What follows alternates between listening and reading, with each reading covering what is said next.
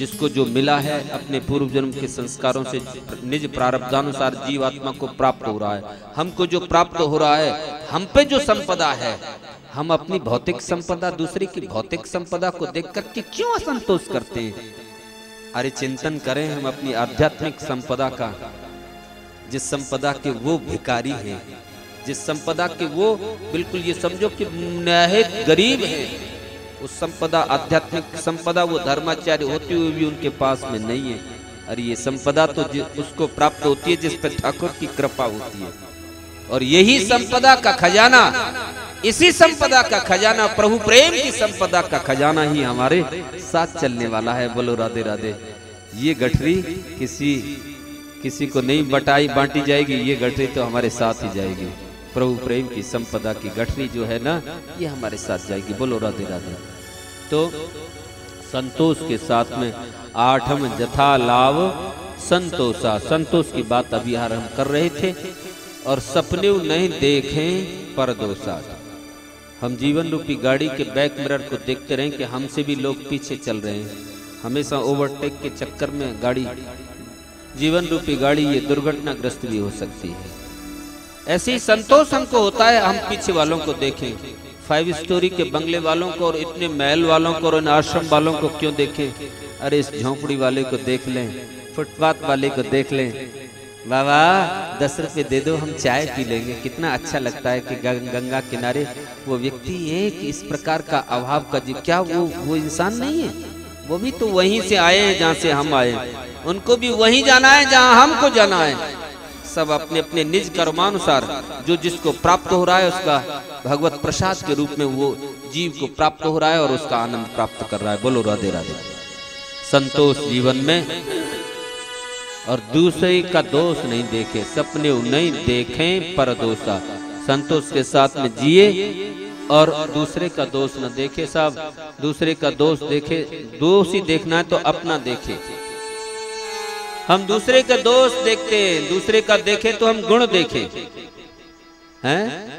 गुण दृष्टा बने। जो गुण को ग्राही होता है, जो गुण के ऊपर जिसकी दृष्टि होती है, वो हंस प्रवृत्ति को प्राप्त होता है। और जो दोष दृष्टि जिसकी होती है, मैं सब कथा मैं थोड़ा सा मामला ऐसे रह गया।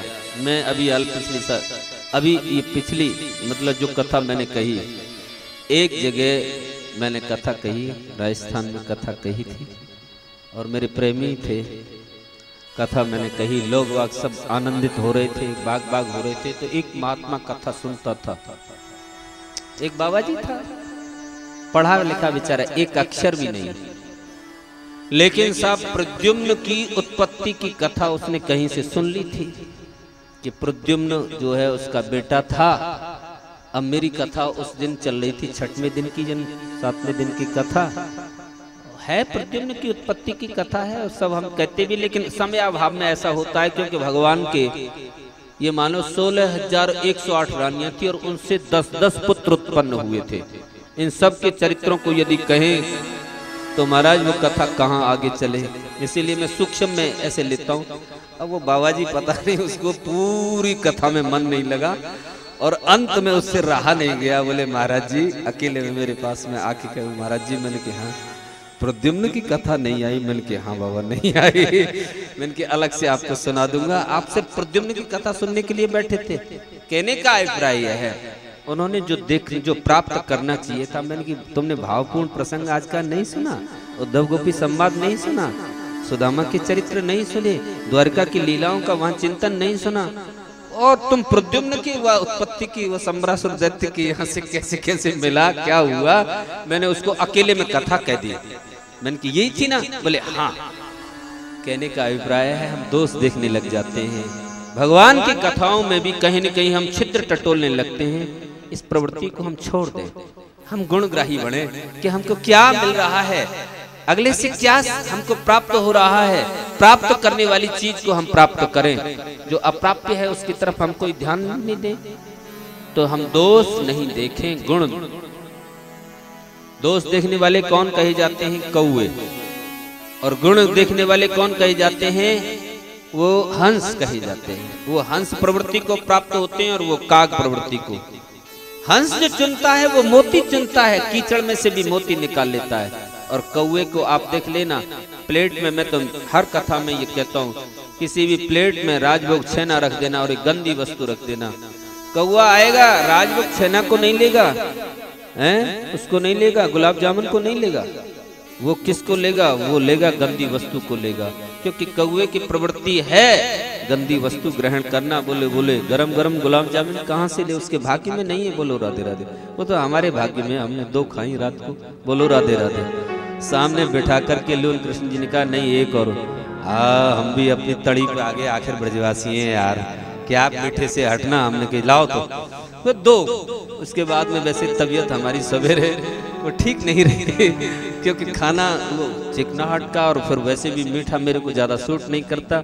मैं तो सूखा फल खाने वाला चीज, पर तड़ी में आ गए कि अरे ब्रजवासी हैं। और लून कृष्ण जी सामने बैठे हुए थे। हमने कहा नहीं एक और महाराज। हमने कहा हाँ हम बिल्कुल खा जाएंगे, बिल्कुल खा जाएंगे। तो कहने का अभिप्राय यह है, हम हंस प्रवृत्ति को प्राप्त करें। दोष पराया देख कर चले हसंत हसंत, और आपन याद न आवही जिनको आद न अंत। अरे दोषों का यदि हम चिंतन करें तो अपने दोषों का करें, जिनका हमारा का आद और अंत नहीं है। हमारे अंदर कितनी बुराइयां हैं, इन बुराइयों को यदि हम स्वीकार कर लें परमात्मा के सामने तो बात बन जाएगी। एक बार ठाकुर के सामने ईमानदारी से हम ये कह दे, गोविंद हमने कह तो दिया हम बुरे लोग हैं, तो मेरे गोविंद इतने कृपा के सागर हैं, हमारे समस्त अपराधों को, हमारी समस्त बुराइयों को वो क्षमा कर देंगे, एक क्षण में क्षमा कर देंगे। सपने नहीं देखें परदोसा, नवमे प्रकार की नवम सरल सब सन छलहीना, छल छिद्र से रहित हो जाए। और भगवान करते हैं, कहते हैं कि मम भरोस, मुझ पर भरोसा रखे, हृदय में ही हरस न दीना, न हर्षित भाव रहे न दैन्य भाव रहे। यो न हृष्यति न द्वेष्यति न सोचति न कांक्षति, सुवास परित्यागी भक्तमान समप्रिय। गीता की उस भक्ति योग की पुष्टि करती है नवदा भक्ति। ये सुख और दुख में जो सम स्थिति को प्राप्त है वास्तव में, अरे ये सुख भी मेरे गोविंद का दिया हुआ प्रसाद है, ये दुख भी मेरे गोविंद का दिया हुआ प्रसाद है। ये सुख भी ज्यादा समय हमारे पास टिकेगा नहीं, ये परछाई की तरह है, चला जाएगा। और दुख भी, प्रत्येक दुख प्रत्येक पीड़ा, ये भी समय के साथ साथ परछाई की तरह ये भी चले जाएंगे। हमको सम स्थिति बना करके रहने चाहिए। ये मेरे ठाकुर का दिया हुआ निर्णय है, ये स्वीकार करना है। यो न हर्ष्यति न द्वेष्यति न सोचति न कांक्षति, सुहास परित्यागी भक्तमान समप्रिय। लेकिन होता क्या है, हमको कहीं किसी प्रकार का सम्मान मिलता है तो एकदम से हर्षित हो गए, हम फूल करके कुप्पा हो गए। और कहीं मान अपमान मिल गया तो ऐसे मुरझा जाते हैं जैसे कमल मुरझाता है। नहीं, ये सब मेरे ठाकुर का दिया हुआ है प्रसाद मान करके। और एक बात सोचे ना, हमको मान भी कहाँ मिल रहा है, जहां मिल रहा है। तथा मान अपमानयो शीतोष्ण सुख दुखेषु सम संग विवर्जितो, उसमें कहा है ना, सम शत्रु च मित्रौ तथा मान अपमानयो, जो मान और अपमान में सम है। मान कहीं मिले, सम्मान कहीं मिले, बाजे गाजे से आप हमको लेकर के आए बड़ी बड़ी यात्राओं में। हालांकि मैं तो डुबकी लगा देता हूँ जब शोभा यात्राएं निकलती है ना। मैंने कहा मेरे ठाकुर जी की शोभा यात्रा निकालो, मेरी शोभा यात्रा की क्या आवश्यकता है यार। मैं तो ऐसे डुबकी लगा देता हूँ, वैसे वहां से मैं पहुंच रहा हूँ, जा रहा हूँ भैया, ऐसे बहाना वाले। तुम लोग खूब नाचो गाओ, अपनी मस्ती लो, मुझे इन सब बातों से क्या लेना देना। लेकिन कहीं भी मान सम्मान जैसे मिलता भी है, बहुत सी जगह पे ऐसा होता है ज्यादा। हम लोगों को कभी एक बार तो एमपी में तो माहेश्वरी समाज नहीं कराई थी, वो भी हाथी पे बिठाया मेरे को। मैंने बहुत मना किया, भैया क्यों नहीं, बोले महाराज जी शोभा यात्रा हाथी पे निकलेगी। मैंने कहा भैया मेरे को तो जो है व्यर्थ में जो है मैं पैदल चलने दो। बहुत अब नहीं माने तो प्रेम में हम भी जो है बेबस हो जाते हैं, सामने वाले के आग्रह को फिर स्वीकार कर लेता हूँ, हालांकि उसमें मेरे को पीड़ा होती है। बोलो राधे राधे। कोई भी मान मिले ये अपमान हमारा थोड़ा ही है, हम कभी इस भ्रम को नहीं मानते। हम तो ये सोचते हैं कि अरे हमारे जैसे पागल कितने इन सड़कों पे घूमते रहते। ये सम्मान जो मिल रहा है हमारे भागवत भगवान का हो रहा है, मेरे गोविंद का हो रहा है, मेरे कृष्ण का हो रहा है, ये हमारा कोई सम्मान नहीं। बोलो राधे राधे। रामकृष्ण परमहंस के शिष्य स्वामी विवेकानंद जी को जब काशी के, मैं तो कथाओं में सुनाता हूँ, काशी के राजा ने जब उनको अपने, काशी के राजा ने उनका कैसा सम्मान किया था कि रथ में से घोड़े को निकाल करके मंच तक स्वयं राजा उनको खींच करके ले जाते हैं।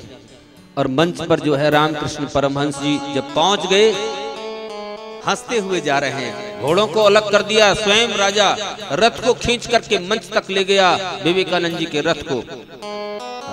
विवेकानंद जी आनंदित होकर के और मंचासीन जब हुए और जब संबोधन उन्होंने काशी के वासियों को दिया, तो उन्होंने क्या संबोधन दिया? रे काशी के वासियों, आज जो मुझे सम्मान मिला, इस सम्मान को पाकर के मैं अभिभूत हुआ, लेकिन जिस समय मुझे सम्मान मिल रहा था तो मैं क्या सोच रहा था, मैं क्या सोच रहा था? उन्होंने अपने चिंतन को बताया कि जिस समय राजा मेरे रथ को खींच रहा था तो मैं क्या सोच रहा था? रे विवेकानंद, तेरे जैसे विद्वान तो इस काशी में इतने भरे पड़े हैं कि जो तुझे भी बेच करके चने खा जाएंगे। ये तेरा सम्मान नहीं हो रहा है, ये तो तेरी किशोरी जी के चरणों की कृपा का सम्मान हो रहा है। बोलो राधे राधे।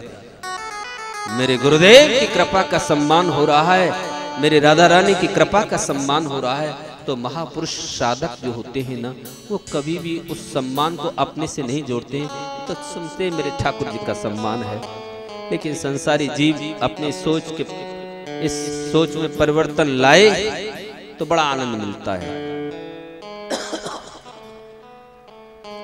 तो यो न हर्ष्यति न सोचति न नवम सरल सब सन छल हीना मम भरोस। भगवान का भरोसा करें, ही हरस न दीन। ये 9 प्रकार की भक्ति, और 9 में से भी कोई भी जो कोई भी अपना करके चलेगा, एक को भी जो अपना करके चलेगा, मैं एक बात कहता हूँ, वो साधक एक को भी जीवन में अपना लेगा ना, 9 की 9 अपने आप उस पर चली जाएंगी। बोलो राधे राधे। एक को पकड़ लोगे ना, एक है साध है, सब सद है, निश्चित रूप से सब सद जाती हैं। फिर कपिल भगवान ने भिन्न भिन्न तत्वों का निरूपण करके माँ देवहूति को समझाया था। माँ कार्य कारण कर्तव्य कारणम प्रकृतम विदो भोक्तृत्व सुख दुःखानाम पुरुषम प्रकृते परम।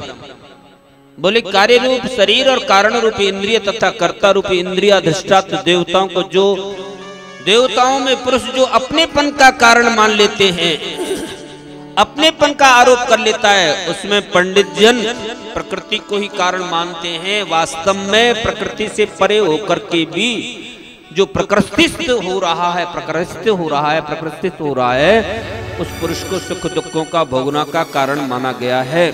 वैकार कस्ति जसस्यताम सस्य यतो भवो मनुष्येन्द्रियाणा च भूतानां महितामपि सहस्र शीर्षम साक्षात मनंतम प्रचक्षते संकर्षणाक्षम पुरुषम भूतेन्द्रिय मनोवयम।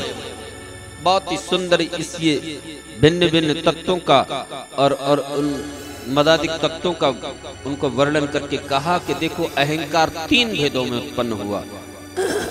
अहंकार का 3 भेद कहा गया, वैकारिक, तेजस और तामस। इस तरह से मन, इंद्रियों और पंच महाभूतों की उत्पत्ति कपिल भगवान ने इसका वर्णन करके माँ देवहूति को कहा। इस प्रकार से पंचभूतों की उत्पत्ति हुई। अहंकार को पंडित जन साक्षात संकर्षण कहते हैं।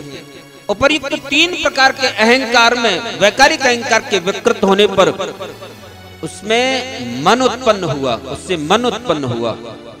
वैकारिक अहंकार में वैकारिक अहंकार के विकृत होने पर उससे मन उत्पन्न हुआ। मन जिसके संकल्प विकल्पों से, मन के संकल्प विकल्पों से ही कामना की उत्पत्ति होती है। देखिए, कामना की उत्पत्ति हुई। तेजस अहंकार में विकार होने पर बुद्धि तत्व उत्पन्न होता है। इस प्रकार से इन भिन्न भिन्न तत्वों मदादिक तत्वों की उत्पत्ति का वर्णन का किया गया और इसके बाद में अष्टांग योग विधि का वर्णन किया गया।